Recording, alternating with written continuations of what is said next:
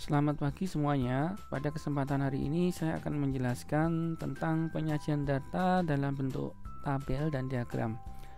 Jadi ada beberapa poin yang kita bahas. Yang pertama yaitu distribusi frekuensi tunggal, kemudian distribusi frekuensi berkelompok, yang ketiga diagram batang, diagram lingkaran, kemudian diagram garis, terus histogram, poligon, dan ogive. Nah, jadi mari kita bahas satu persatu dari distribusi frekuensi tunggal sampai dengan ogive. Baik, kita lanjutkan. Yang pertama dulu yaitu distribusi frekuensi. Ya, apa itu distribusi frekuensi? Distribusi frekuensi ini adalah penyusunan suatu data mulai dari data terkecil sampai terbesar. Nah, ini yang membagi banyaknya data ke dalam beberapa kelas. Nah, ini distribusi frekuensi. Kemudian kegunaan data yang masuk dalam distribusi frekuensi ini adalah untuk memudahkan data dalam penyajian, ya. Kemudian mudah dipahami dan mudah dibaca sebagai bahan informasi. Nah, pada gilirannya digunakan untuk perhitungan membuat gambar statistik dalam berbagai bentuk penyajian data. Nah, ini semua adalah pengertian atau kegunaan dari distribusi frekuensi. Baik, langsung saja ya untuk lebih jelasnya. Jadi distribusi frekuensi dibagi menjadi dua. Anda perlu tahu bahwa ada dua jenis. Yang pertama yaitu distribusi frekuensi tunggal, dan yang kedua data distribusi frekuensi berkelompok. Ya, distribusi frekuensi tunggal yaitu daftar dari data yang disajikan apa adanya tanpa disertakan rentang atau kategori. Nah, jadi untuk distribusi frekuensi tunggal ini tanpa ada rentang atau kategori. Kemudian untuk distribusi frekuensi tunggal di sini daftar dari data yang disajikan secara berkelompok atau diletakkan sesuai dengan kategorinya. Nah, ya, supaya lebih jelas nih saya perbesar ya. Nah, ini ya saya perbesar. Jadi di sini ada dua jenis distribusi frekuensi.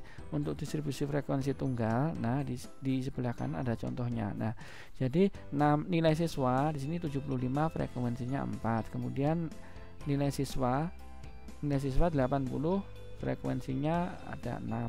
Sampai nilai 100, yang terakhir nilai 100, kemudian untuk frekuensinya ada 5. Jadi untuk nilai siswa ini tunggal ya, jadi tidak berkelompok ya. Ini namanya distribusi frekuensi tunggal. Kemudian bedanya dengan distribusi frekuensi kelompok apa? Dari nilai siswa ya, kalau di distribusi frekuensi tunggal untuk nilai siswanya hanya 1 ya, 75, 80, 85 sampai 100. Kemudian untuk nilai siswa pada distribusi frekuensi berkelompok, di sini ada rentangan ya, ada rentangan. Yang pertama 41 sampai 50. Jadi nilai antara 41 sampai dengan 50 itu frekuensinya ada 4. Kemudian yang kedua nilai 51 sampai 60 ini frekuensi atau jumlahnya ada 6, dan seterusnya sampai 91 sampai 100 ini frekuensinya ada 5. Nah, ini ya. Ini contoh dari dua jenis distribusi frekuensi ya, ini pengertian, dan sebelah kanannya adalah contohnya. Jadi saya kira cukup jelas ya. Oke, saya lanjutkan yang berikutnya ya. Ini daftar distribusi frekuensi tunggal. Jadi caranya ini yang pertama menentukan datum terendah dan tertinggi, kemudian menentukan nilai-nilai data yang berada dalam jangkauan data untuk menjadi kelas. Kemudian menghitung datum yang sesuai dengan kelas. Jadi banyaknya datum sesuai dengan kelas dinamakan frekuensi. Jadi ini langkahnya. Kemudian untuk lebih jelasnya langsung saja ke contoh ya. Jadi contoh distribusi frekuensi tunggal di sini contohnya penelitian tentang pembelajaran matematika sekolah dasar Gatot-Kaca. Ini contohnya sebagai berikut ya. Jadi di sini ada beberapa data nilai siswa ini secara acak. Nah, ini untuk lebih mudah sesuai petunjuk tadi ya, ini kita urutkan dulu dari terkecil sampai terbesar. Kemudian kita masukkan, kita urutkan ya nilai siswa jadi dari nilai 4, kemudian 5, 6, 7, 8, 9. Kita hitung ya, kita hitung manual. Nilai 4 itu frekuensi atau jumlahnya ada berapa ya. Ini ada 4 ya. 1, 2, 3, 4 ya. Jadi nilai siswa 4, ini frekuensinya ada 4. Kemudian 5, coba kita hitung 5. Nilai 5 ini frekuensinya ada 6. Coba kita buktikan apa benar bahwa nilai 5 jumlahnya ada 6. Jadi 1, 2, 3, 4, 5, 6, jadi ada 6. Nah, seterusnya saya kira ini sudah benar ya, karena sebelum saya taruh di PP itu sudah saya hitung ya. Ini tadi hanya membuktikan saja supaya kalian paham saja ya. Jadi ini contoh dari distribusi frekuensi. Kemudian saya lanjutkan distribusi frekuensi kelompok. Nah, ini ada beberapa langkah yang harus kita selesaikan untuk mencari hasil dari distribusi frekuensi kelompok. Yang pertama yaitu mengurutkan ya, dari data terkecil sampai terbesar. Jadi yang pertama ini harus kita urutkan supaya lebih mudah ya. Kalau datanya acak ini justru akan buat kita jadi bingung, sehingga cara yang pertama ini sebaiknya kita urutkan dulu ya. Oke, kemudian yang kedua, di sini menentukan jangkauan data dengan rumus. Rumusnya apa? Datum tertinggi dikurangi datum terendah, data tertinggi dikurangi data terendah. Kemudian menentukan banyak kelas ini menggunakan rumus Starch ya. Ini rumusnya 1 ditambah 3,3 log n. Log n ya, n ini jumlah frekuensinya. Nah, misalkan jumlahnya ada 40, berarti log 40. Terus untuk mencari log ini pakai aja kalkulator ya, untuk lebih mudah ya, karena kalau cari manual nanti lama. Silahkan manfaatkan kalkulator. 1 ditambah 3,3 log 40 itu berapa? Misalkan frekuensinya ada 40 totalnya ya. Kemudian yang keempat itu menentukan interval kelas atau lebar kelas. Di sini interval ini caranya jangkauan data dibagi banyak kelas. Jangkauan data ini yang kedua nih ya, jangkauan data dibagi banyak kelas ya. Untuk memudahkan perhitungan biasanya dibulatkan ya. Misalkan nilainya 4,8 itu biasanya dibulatkan jadi 5. Nah misalkan 6,2 itu jadi 6 ya. Kemudian yang kelima ini menetapkan batas bawah kelas ke-1 sedemikian hingga kelas interval tersusun dengan mudah, tetapi semua datum termuat dalam daftar ya. Jadi menetapkan batas bawah kelas ke-1 ya. Kemudian yang keenam memasukkan datum dalam kelas interval untuk memudahkan. Nah ini dapat digunakan tali atau turus ya. Jadi untuk membantu cara menghitungnya ya, ini menggunakan tali atau turus. Baik, kemudian daftar distribusi frekuensi berkelompok. Ini contohnya ya. Kalau kita hanya membaca langkah-langkahnya tanpa ada contoh itu biasanya bingung. Nah, itu ya. Caranya bagaimana? Di sini contohnya ada nilai ujian statistik dari 40 mahasiswa sebagai berikut. Di sini kan ada 40 nilai ya, 40 nilai secara acak. Kemudian cara yang pertama tadi kita mengurutkan. Ya, kita urutkan supaya lebih mudah. Yang sebelah kanan ini sudah saya urutkan. Dari 65, 66, 67 sampai yang paling besar, nilai yang paling besar yaitu 82. Nah, kita urutkan supaya lebih mudah. Nah, sebenarnya bisa kalau tidak kita urutkan ya enggak apa-apa, bisa, cuma ya agak sulit ya. Ya, sebaiknya kita urutkan dulu dari terkecil sampai terbesar, kemudian lanjut ke sini ya langkah-langkah. Jadi datum terbesar ini kan ada 82 dan terkecil 65. Nah, jadi jangkauannya sama dengan 82 dikurangi 65 ada 17 nih ya. Kemudian banyak kelas interval menggunakan rumus Starch. K sama dengan ya, kelas interval ini 1 ditambah 3,3 log 40, karena frekuensi totalnya itu ada 40 sebelah kanan ya. Total nilainya ada 40, jadi log 40. Ini hasilnya. Ini saya hitung pakai kalkulator ya supaya cepat. Ini 6,28 sehingga dibulatkan jadi 6. Jadi ada 6 kelas ya, ini 6. 1, 2, 3, 4, 5, 6. Nah, 6 kelas interval ya. Kemudian panjang intervalnya atau I ini caranya bagaimana? 17, jadi datum ini ya jangkauannya. Yang pertama ini jangkauannya ini kan 17 dibagi dengan 6. 6 ini ya, kelas intervalnya kan ada 6. Bagi 6, kemudian hasilnya 2,8. 2,8 dibulatkan jadi 3. Jadi panjang intervalnya ada 3. Kemudian bila batas bawah diambil 65, maka batas kelas 1 sama dengan 65 sampai 67, karena ini kan panjang intervalnya kan ada 3. Jadi 65, 66, 67 kan 3 ya, benar ya. Kemudian kelas berikutnya batas kelas kedua ini ya, ini belum saya edit, ini 2, 3, 4, 5 dan 6 ya harusnya. Nah, nanti saya perbaiki. Di sini 68 sampai 70. Jadi 68, 69, 73 ya. Jadi ada 3 panjang interval dan seterusnya sampai 80, 81, 82. Jadi di sini tertulis 81 sampai 82. Kemudian cara penyajian datanya dalam bentuk tabel seperti di sebelah kanan ini ada interval, kemudian turus dan frekuensi. Jadi intervalnya ini 65 sampai 67. Ini ya 65, 67 dan seterusnya. Nah, kemudian turus ini untuk menghitung satu persatu ya, untuk menentukan frekuensi ini. Jadi nilai antara 65 dan 67 itu ada berapa? Supaya tidak salah ini kita bantu dengan turus ini ya, satu gitu ya. 65 1 2 3 ada 3, kemudian 68 sampai 70 1 2 3 4 5 6, jadi ada 6 dan seterusnya. Nanti silakan dihitung sendiri ya, karena ini sebelumnya sudah saya hitung ya, jadi saya pastikan ini sudah benar ya. Kalau salah ya mohon dimaklumi, namanya juga manusia itu ya. Ya. Oke, selanjutnya saya lanjutkan yang kedua, yaitu penyajian data ya, penyajian data dalam bentuk diagram. Nah ini ya, ini perlu kita ulang. Saya kira di SMA kalian semua sudah diajari ya, penyajian data dalam bentuk diagram batang, diagram garis, dan diagram lingkaran. Jadi sebenarnya diagram batang ini macam-macam ya, diagram garis juga masih banyak jenisnya, tapi di sini saya ambil yang biasa digunakan untuk penyajian data pada skripsi ya. Biasanya ada diagram batang, garis, dan lingkaran yang sederhana gitu ya. Jadi yang pertama, diagram sendiri ini adalah gambaran untuk memperlihatkan atau menerangkan sesuatu data yang akan disajikan.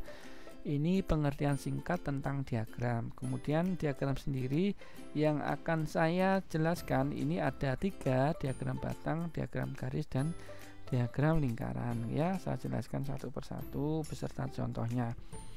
Yang pertama yaitu diagram batang. Ini adalah penyajian data dalam bentuk batang atau persegi panjang. Ini ya. Jadi tinggi batang persegi panjang ini menunjukkan besar frekuensi data. Jadi contoh, ini jumlah mahasiswa Universitas Maju Indonesia. Gitu aja, ini hanya contoh ya. Jadi tabelnya ada di sebelah kanan ini. Jadi ada program studi, di sini ada matematika, PG PAUD, PG SD. Kemudian setiap tahun ini jumlah mahasiswanya berbeda ya, dari tahun 2015, 2006 dan 2005, 2006 dan 2007. Nah, ini kita sajikan dalam bentuk diagram. Nah, hasilnya ini ya. 2005 ini untuk warna hijau, jadi pendidikan matematika, warna merah pendidikan anak usia dini atau PAUD, ini jumlahnya ada 75 ini ya. 75 ini ya. Kemudian warna biru itu PGSD, jumlahnya ada 90 ini ya, dan seterusnya. Ini contoh dari diagram batang ya. Ini untuk membuat diagram sendiri ini lebih mudah menggunakan Excel ya. Saya biasanya menggunakan Excel gitu ya. Oke, selanjutnya diagram garis. Nah, diagram garis ini berupa garis-garis yang menghubungkan titik-titik yang menunjukkan data beserta frekuensinya antara satu dengan yang lain. Ini adalah pengertian dari diagram garis ya. Sorry, ini diagram garis. Yang pertama tadi diagram batang, yang kedua diagram garis ya. Nah, kemudian diagram garis, perkembangan jumlah siswa baru pada sekolah X tahun 2013 sampai 2020. Ini hanya contoh ya. Nanti silakan dibuat contoh lain juga tidak apa-apa ya. Itu ya. Nah, untuk tabelnya sebelah kiri di sini ada tahun 2013, 2014 seterusnya sampai 2020. Kemudian jumlah siswanya pada tahun 2013 ada 70, 2014 ada 80, 2015 ada 110 dan seterusnya sampai tahun 2020 ada 160. Kemudian kita sajikan dalam bentuk diagram garis. Nah, hasilnya seperti ini ya. Yang bawah ini yang horizontal, ini tahun, jadi tahun 2013, 2014 sampai 2020.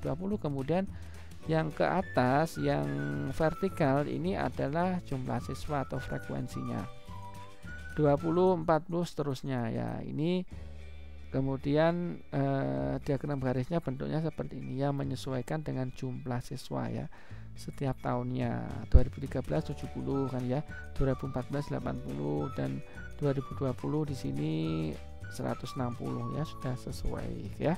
Untuk diagram garis saya kira tidak ada masalah. Kemudian saya lanjutkan diagram lingkaran ya. Jadi diagram lingkaran sendiri ini adalah penyajian data statistik yang dinyatakan dalam persen atau derajat dapat menggunakan diagram lingkaran. Ya.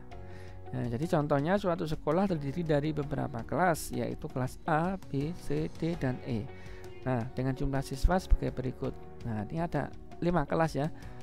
Jadi kelas A, B, C, D, E. Nah, kemudian jumlahnya setiap kelas itu berbeda ya. Kelas A ada 30, kelas B ada 25, kelas C 35 dan seterusnya. Kemudian di sini ada X ini persen ya, derajat ya. Jadi derajat 30 ini kalau disajikan dalam bentuk diagram lingkaran ini 72 derajat, kemudian persennya ada 20%. Nah, ini hasilnya ada sebelah kanan ini ya. Jadi warna biru di sini 72 derajat, atau kalau persen 20%. Di sini kelas A ya, kelas A. Kemudian untuk kelas B 60 derajat, atau kalau dilihat dengan persentase ada 17%. Ini B ya, kelas B dan seterusnya ini ya. Oke, saya kira untuk diagram lingkaran sudah cukup jelas. Untuk membuat diagram ini saya pakai Excel ya. Ini caranya sangat mudah ya. Kemudian selanjutnya adalah histogram. Tadi histogram. Nah, histogram di sini adalah penyajian distribusi frekuensi menggunakan gambar yang berbentuk diagram batang tegak. Nah, di antara dua batang yang berdampingan tidak terdapat jarak. Jadi ini tidak ada jaraknya ya. Antara diagram batang 1 dan 2 ini jadi 1 ya. Jadi lebar batang ini merupakan lebar interval dimulai dari tepi bawah sampai tepi atas interval. Contoh ini ya. Ini ada nilai dan sebelah kanan ada frekuensi. Jadi nilai rentangan antara 31 sampai 40 itu frekuensinya ada 3. Atau jumlah nilainya ada 3. Kemudian nilai antara 41 sampai 50 ini ada 4. Nah, ini kita sajikan dalam bentuk histogram. Jadi kita perhatikan di nilai pada garis ini ya, horizontal ya. Di sini ada batas itu ya, atau tepi bawah dan tepi atasnya. Tepi bawahnya ini kan 30 berarti 30,5 dan tepi atasnya 40,5 ya, ini 40,5, atau garis ini adalah 40,5, kemudian ini 50,5 dan ini 60,5 dan seterusnya. Kemudian yang vertikal di sini adalah frekuensinya 5, 10, 15 dan seterusnya ya. Nah, untuk hasil histogramnya seperti ini. Nah, ini saya pakai Excel juga ya. Untuk membuat histogram ini saya menggunakan Excel. Kemudian poligon frekuensi. Jadi poligon di sini adalah diagram garis yang menghubungkan tiap tengah-tengah sisi atas persegi panjang. Jadi contoh data nilai siswa kelas 4 ya. Jadi ada nilainya sama seperti tadi ya, rentang antara 31 sampai 40, frekuensinya 3. Jadi pada poligon kalau di histogram tadi tepi bawah dan tepi atas, kemudian pada poligon ini kita cari titik tengahnya. Jadi titik tengahnya yaitu antara 31 dan 40, di sini berarti 35,5 ya. Nah, 35,5, kemudian antara 41 sampai 50 titik tengahnya ada 45, nih tulis di sini 45, kemudian 51 antara 51 dan 60 titik tengahnya ada 55,5 ya. Nah, terus kita buat poligon menggunakan Excel, hasilnya seperti ini ya. Yang vertikal ini frekuensi ya, sama. Jadi titik tengah 35,5 ada 3, kemudian yang paling tinggi di sini 75,5 ada 30 ya, ini ya. Memang di sini rentangan antara 71 sampai 80 ini memang itu frekuensinya paling banyak ya, sehingga untuk poligonnya ini paling tinggi ya, puncak ya. Oke, kemudian ada OGIF. OGIF di sini ada OGIF positif dan negatif. OGIF positif di sini adalah kurva mulus yang menghubungkan frekuensi kumulatif kurang dari. Contoh ya, ada data nilai siswa kelas 4. Di sini ada nilai rentangan sama ya seperti sebelumnya 31 sampai 40 ada 3. Terus di sini kita cari kurang dari dan di sini frekuensi kumulatifnya ya. Di sini tepi atas ya, ini berarti kurang dari tepi atas. Berarti di sini yang 40 ditambah 0,5 berarti kurang dari 40,5 itu ya. Kemudian di sini maaf, dari sini ya 50 tambah 0,5 jadi kurang dari 0,5 dan seterusnya sampai kurang dari 100,5. Kemudian frekuensi kumulatifnya ya 3, kemudian 3 tambah 4, nah 7 tambah 10 ada 17, 17 tambah 22 ada 39 dan seterusnya sampai 89. Kemudian kita sajikan dalam bentuk OGIF ya, bahwa di sini adalah ya nilai dari tepi atas ya setiap nilai. Jadi ini kan 40,5 kemudian 50,5 kita taruh di bawah di sini di bagian horizontal ya. Kemudian untuk bagian vertikal di sini ada frekuensi ya, frekuensi kumulatifnya untuk 40,5 ada 3 ya. Kemudian yang terakhir 100,5 ada 89 ya. Saya kira untuk OGIF positif sudah cukup jelas. Kemudian saya lanjutkan di OGIF negatif. Kalau positif tadi pakai tepi atas, kemudian untuk negatif pakai tepi bawah. Ini untuk OGIF negatif adalah kurva mulus yang menghubungkan frekuensi kumulatif lebih dari, berarti kan kurang dari ya. Jadi di sini kurang dari ini lebih dari ya, kalau ini kumulatif lebih dari. Saya ulang lagi, kumulatif kurang dari kalau OGIF kalau OGIF positif itu kumulatif kurang dari, sedangkan negatif lebih dari gitu ya. Jadi di sini 30,5 itu dari sini ya, 31 dikurangi 0,5 kemudian 40,5 dari 41 dikurangi 0,5 dan seterusnya. Dan kemudian frekuensi kumulatifnya untuk lebih mudahnya kita dari bawah ya. Di sini ada 3, tulis kemudian 3 tambah 17 20, 20 tambah 30 50 dan seterusnya. Untuk hasil OGIF negatifnya kebalikannya, kalau positif tadi dari sini bawah ke atas, sedangkan untuk negatif dari atas ke bawah, semakin curam ya. Oke, jadi ini untuk untuk penjelasan secara keseluruhan dari materi sebelumnya tadi, distribusi frekuensi. Kemudian saya lanjutkan penyajian data dalam bentuk diagram ya. Saya kira sudah cukup jelas. Kurang lebihnya saya mohon maaf. Saya akhiri. Assalamualaikum warahmatullahi wabarakatuh.